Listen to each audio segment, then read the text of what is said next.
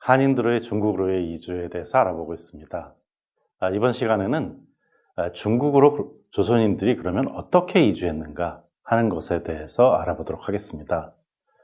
먼저 해방 전까지 조선인들의 이주에 대해서 알아보고자 합니다.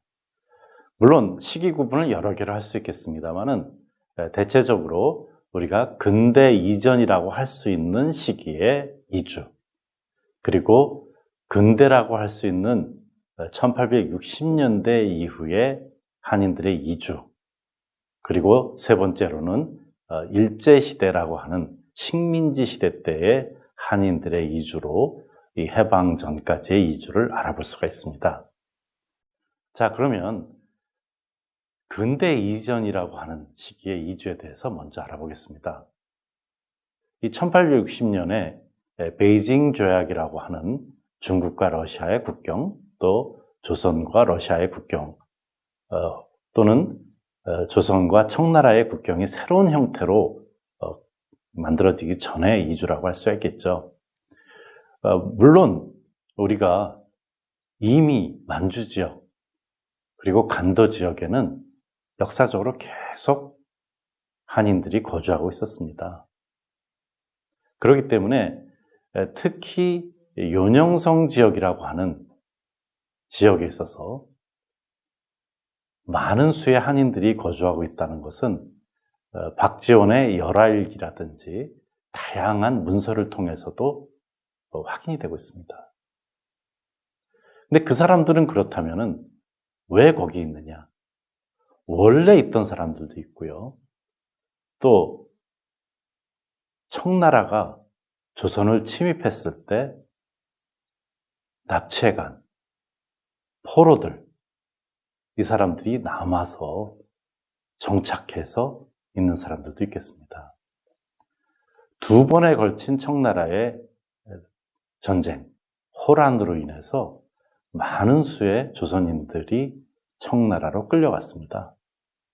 그래서 일부는 청나라의 군대인 8기군에 편성되기도 했고요. 많은 수가 노예로서 팔려갔습니다. 그리고 이러한 사람들은 나중에 농민이 되거나 한 것이죠. 그 결과 만주에 일부 사람들이 남아있다고 할 수가 있겠습니다. 그렇지만은 그 사람들은 어떻게 보면은 이주라는 개념에는 조금 안 어울린다고도 할 수가 있겠죠. 물론 강제 이주라고 할 수가 있겠습니다만, 그럼 근대적 이주는 뭐냐 하는 것이죠. 근대적 이주는 1860년 베이징 조약에 의해서 국경선이 만들어지고 나서부터 그 전후로 이미 이주했던 사람들에 대한 내용이 되겠습니다. 당시 청나라는 남하고 있는 러시아를 견제하고자 부랴부랴 한인들의 이주, 그리고 중국 한족들의 이주를 장려하기 시작합니다. 그 결과 조선인들의, 한인들의 이주가 증가하게 된 것이라고 할 수가 있겠습니다. 이 이주는 주로 국경선 부근이라고 할 수 있는 압록강과 두만강 변에서 이루어졌고요. 특히 두만강을 중심으로 한 지역에서 많이 이루어졌다고 할 수가 있겠습니다. 왜 그러냐면 두만강은 겨울에는 얼어서 편하게 다닐 수 있고, 그리고도 여름에도 하류를 제외하고는 쉽게 건널 수 있기 때문입니다. 그 결과 이미 1860년 이전에도 많은 조선인들이 지금의 길림성 지역에 농토를 만들어 놓고 계절 농업을 실시하고 있었습니다. 그러니까 봄에 가서 있다가 가을 추수한 다음에 다시 함경도로 돌아오는 것이라고 할 수 있겠습니다. 그러다가 이주에 대해서 허가가 되니까 대규모로 이주가 시작된 거라고 할 수가 있겠습니다. 평안도 지역도 마찬가지입니다. 압록강 지역을 중심으로 그 대안에 많은 한인들이 이주를 했습니다. 그래서 한인들은 만주인들과 같이 살기도 하고 한인들만의 부락을 이루어서 살고 있습니다. 그렇기 때문에 현재도 이 장백 조선족 자치현 이런 지역들 같은 경우에 있어서 뿐만 아니라 윤영성의 다양한 지역에는 한인들의 흔적이 많이 남아있다고 할 수가 있겠습니다. 반면에 이러한 이주뿐만 아니라 1910년도에 조선이 일본의 식민지가 되면서 더욱 대규모의 이주가 일어나기 시작합니다. 근데 이 이주는 다른 성격을 가지고 있습니다. 그것은 일본에 의해서 조선이 새로운 행정체계를 갖추게 됩니다. 소위 토지조사가 실시가 되고 소유권의 개념이 나타나게 됩니다. 이것은 많은 조선인 농민들이 토지가 없게 되는 결과를 불러왔습니다. 소작조차도 할 수가 없는 상황에서 조선인들은 결국은 떠나야만 되는 상황이 됐다고 할 수가 있겠습니다. 그래서 그 떠난 지역은 만주라고 할 수가 있겠습니다. 또 이미 농토를 떠난 사람들 중에는 하루하루 노동자로서 먹고 사는 사람들이 생기기 시작했고, 당시 만주 지역에는 다양한 건설 현장들이 있었습니다. 여기에 철도 노동자로서, 광산 노동자로서, 어업 노동자로서 조선인들이 가게 됩니다. 그 결과 맨 처음에는 지금의 북한 지역인 함경도 평안도 지역의 사람들만 만주 지역에 갔습니다마는 일제가 시작되는 1910년 전후부터는 지금의 한국 지역인 전라도, 경상도, 충청도 지역의 농민들이 만주로 가게 됩니다. 여기에는 일본의 식민 통치를 거부하는 사람들, 독립운동을 하는 사람들도 포함되어 있었습니다. 그 사람들은 만주로 가서 또 러시아 땅이 된 연해주로 가서 이미 그곳에 정착해 있는 한인들을 규합해서 독립운동을 일으키게 됩니다. 그리고 민족운동을 하게 됩니다. 이미 1900년대 초반에 만주 지역에는 많은 학교가 생겼습니다. 학교에서는 당연히 한국어를 가르치고 한국 역사를 가르쳤죠. 그러면서 독립운동의 근거지가 됐습니다. 그래서 이 독립운동의 근거지 속에서 만주 지역으로 이주한 한인들은 일본에 대해서 무장투쟁까지 전개하는 단계로 이루어지게 됩니다. 그래서 일본 식민 통치에 저항하는 한인들의 독립운동의 많은 부분이 이 만주 지역, 중국으로 이주한 한인들로 이루어지게 됩니다. 여러분들이 혹시 관심 있으시면 아시는 청산리 전투, 봉오동 전투, 이런 전투들이 다 만주 지역에서 일어난 것입니다.